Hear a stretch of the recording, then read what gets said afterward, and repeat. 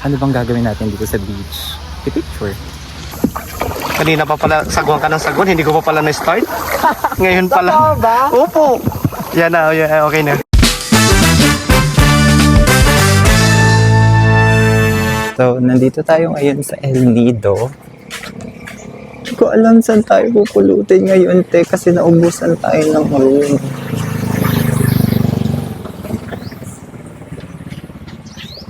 Ayan. Kita nyo ba yan? Tcharan! Yan, putang ina. Wala tayong room ngayon. Meron sa... Saan ba to? Meron sa may friends hostel. Kaso, bukas ang available hanggang 9 and 9. Aalis na rin ako, mag-check out. Papuntang Puerto Princesa kasi may balabak tayong tour. Tayong Coral Cliff. Good morning. Wow. Hello po, good morning. Pwede po mag-walk-in? Oo. Mag-inquire lang. Ano po per night nyo? Ano po? 3,000. 3K per night. Sa one person? 3K? Oo, one person lang. Ilang oras po sa ito? Ilang night po? Hanggang 9 po. Night po. Ngayon hanggang 9. Ano po sir? 3,500. Ay, 3,500. 2,500. 2.5? Sige kuya, balik ako. Ilang rooms pa meron? Na available. Oo. Marami. Marami pa. Sige po. Thank you po. So, alam ko na kung saan ako pupunta. Doon tayo sa kabila. 6 minutes walk. Ang saya mag-El Nido. Documentary tayo ngayon. Kasi naglalakad tayo 6 minutes away from Friends Hostel. Yan, dito siya. As per Google Maps. Uy, may dulce! I found something! Space rental. Inquire tayo. Hello? Hello? Tao po. Good morning. Yung aso, tinitignan ako. Tao po. Tao po. Hello. Okay, babalikan natin to. Kasi walang tao.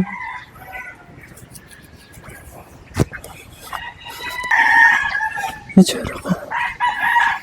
Ang ganda ko sobra. Charot. Bakla, saan na tayo pupunta nito, putang ina? Kausapin mo na lang si Self dahil napag-desisyon mo at ni Self na wag mag-book. Magtingin-tingin. Eto ka ngayon. Okay na guys. So, nakakita ako ng aircon room. Shared room. Tapos, 600 lang. Ito siya. Ngayon, nagre-ready na ako. Kasi nag-rent na ako ng motor for 500 pesos. Hindi ako makapagsalita ng maayos.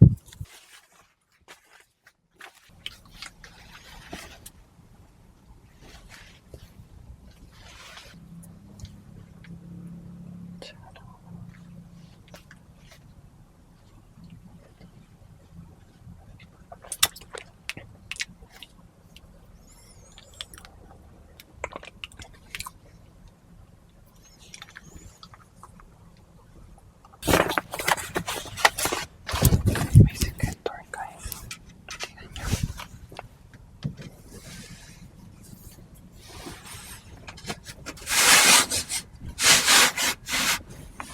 Lumabas muna ako kasi nakakahiya naman, di ba? Ang iingay ko tapos tulog sila. Baka mga pagod, syempre. Maya, magcha-charge din muna ako. Pakita ko pala sa inyo yung Shared room. Yung banyo nila.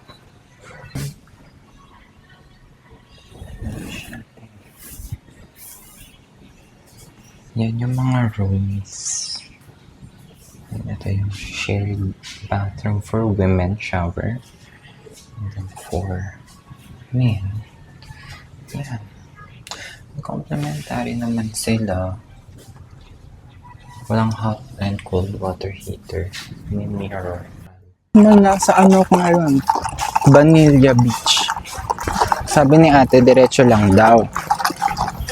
Saan na ito papunta? Bumili ako ng McDo. Yung McDo pala nasa Vanilla Beach. Ang nakikita akong sunscreen. Putang ina, makakaagang. Ay, natapon ang... so ang ganda. I'll let you see the view, guys. Welcome to Vanilla Beach.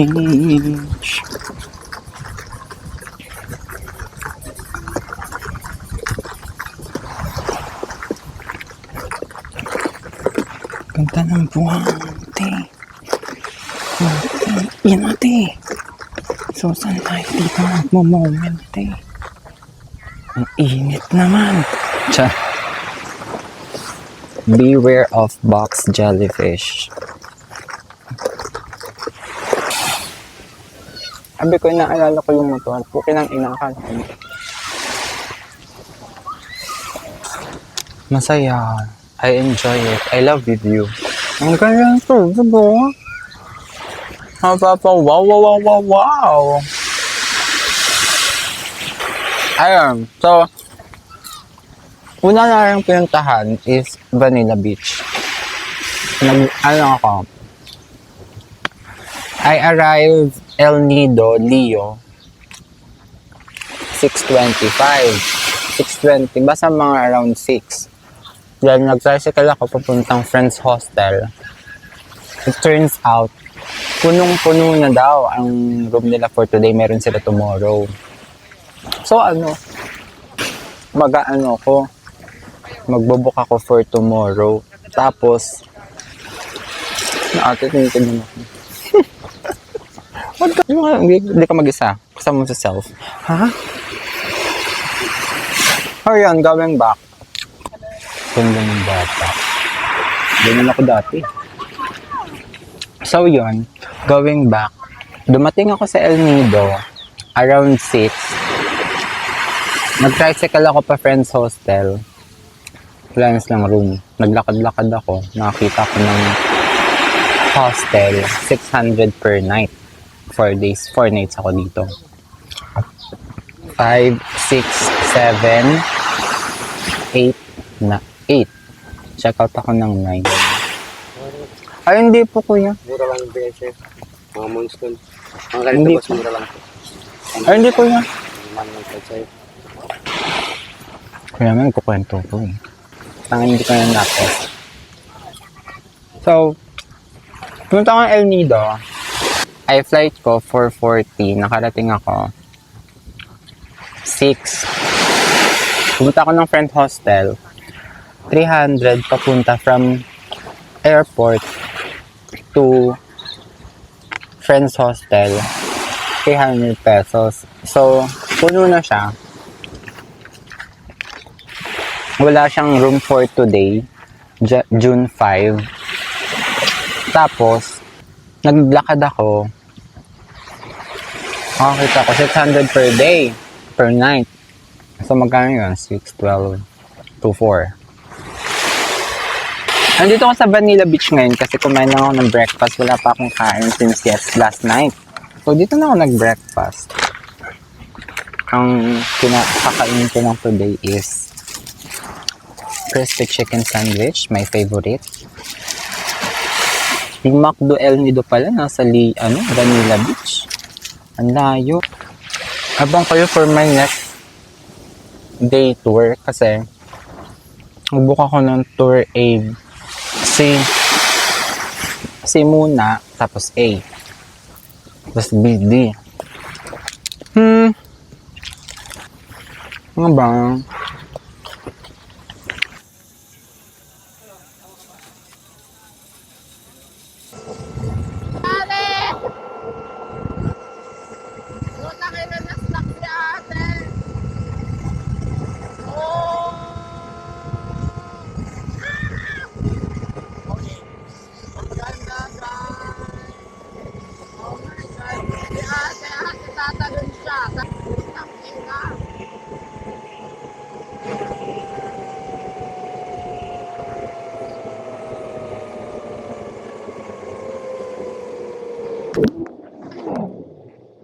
Aray ko.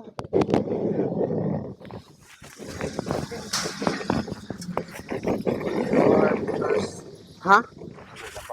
Ah, akala ko isa pa babalik doon. Buhay pa ako. So, gusto ko pa sana magstay. Kaso ang init. Baka mamaya mamatay na ako. Hi guys, so ngayon bumalik ako dito sa aking hostel. Kakatapos ko lang, galing akong Vanilla Beach. Grabe, super saya ng experience, like legit. After ko mag-zipline, may options kung gusto mong mag-swimming na kasi high tide na kaninang mga bandang 11. High tide na siya. Naisipan ko nga lang actually is mga bandang 8 na. Galing na akong Vanilla Beach. Bumalik ako sa Korong. Bumalik ako ng Vanilla Beach para hanapin yung zipline kasi nandun lang daw yun. Kanina, pagkadating ko dito, hindi ako makapagsalita ng ayos. Kasi, ba naman, tulog yung keme dito. So, hindi ako makapagsalita ng ayos ng ganito kasi baka magalit. Kaya hindi ako nakakapagsalita kanina. Yung, I'm just whispering like this. ASMR. Baho niyan. So, yun. Ngayon, nagcha-charge lang ako. I'll get back to Galaan. Wow! Gagala ulit ako ng mga bandang 3 p.m. Kasi, pupunta ako ng Nakpan Beach, tapos mag-Leo Beach naman ako. Kasi yung Nakpan daw yung pinakamalayo. Leo muna bago yung Nakpan. So, ayan, 34 minutes drive away through motor. Dito ako nakastay malapit sa town proper. Tapos, after dito, madadamo na yung Leo Airport. Diyan na rin yung Leo Beach. Then after nyan, Nakpan na, tas Duli Beach. Aalis na tayo ulit. Kasi baka umulan at hindi na natin ma-enjoy ang Leo Beach. Yan. Kasi baka umulan, baka hindi na natin ma-enjoy ang Leo Beach. So, get ready with me. Ang init sobra sa labas, ate ko. Kung hindi ka magja-jacket, matutusta ka. Yung wallet, check.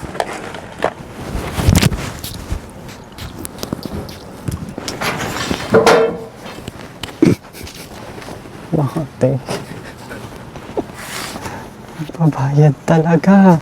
Magbabayad talaga ang mga tao. Ako lang pala. Let's go. Tara. Okay, nasa Nakpan Beach na tayo. Visit ng mga bata yung kasasan ako tinuturo. Dito tayo Cannibalism. Di ka matiis. Pinagtatawa na nila ako doon, Teo. Side bombastic. Ay, si Kuya yun, no? Hello po.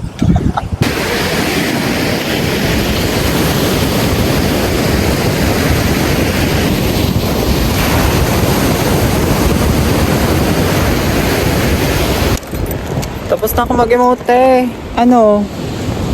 Kain na tayo? Pwede? Dito na tayo kumain.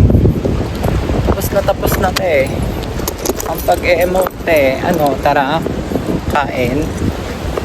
Emote, gusto, kain, ayaw. Alam mo yung mga afamenera, sobrang putang ina. Gaganda, Nakakalungkat yung gaganda, Grabe, ang sarap mag-swimming mga, As in, sobrang sarap, linamnam. Ang bigat niya kasi ang wallet at ang susi nakalagay. Ito ba?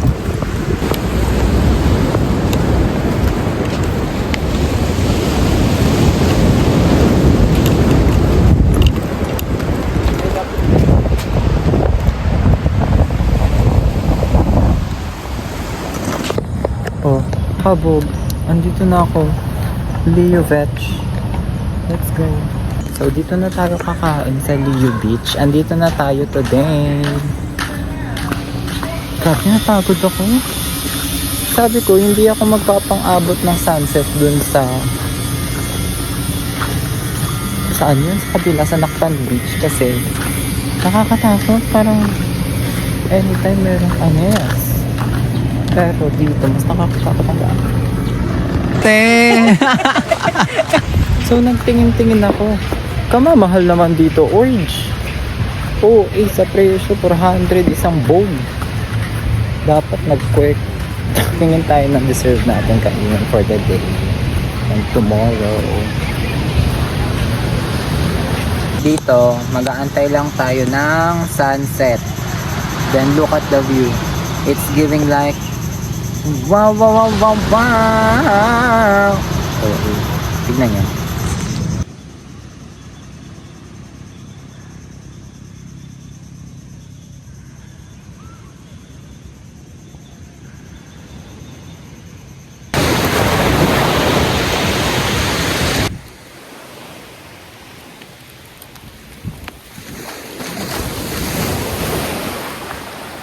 Si ate tumitingin sa akin. So, yun muna for my vlog.